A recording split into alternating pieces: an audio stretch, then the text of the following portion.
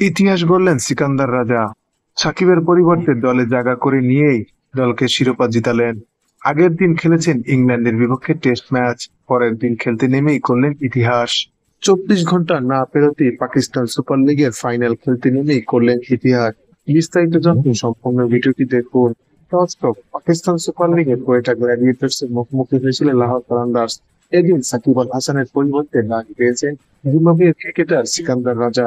প্রসঙ্গত, পিএসএল এর ফাইনালে কিষান পেরেরা ও সিকান্দার রাজার অসাধারণ ব্যাটিংয়ে কোয়েটা গ্ল্যাডিয়েটর্সকে 6 উইকেটে হারিয়ে চ্যাম্পিয়ন হয়েছে রিশাদ হোসেনের দল লাহোর কালান্দার্স।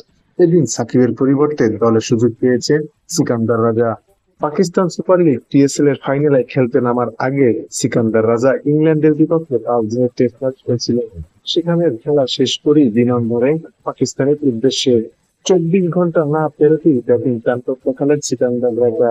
7 বলে 22 রানের একটি টর্নেডো ইনিংসের মাধ্যমে লাহোর কালান্দার্সকে ফাইনালের শিরোপা জিততে সাহায্য করেছেন। তাই তো ম্যাচ শেষে উপস্থাপকের করা এক প্রশ্নে তিনি তার অভিজ্ঞতা সম্পর্কে বলেন, আগের দিনই আমি ইংল্যান্ডের বিপক্ষে 21 বার বল করেছি এবং পরের দিন প্রায় 25 ওভারের মতো ব্যাটিং করেছি।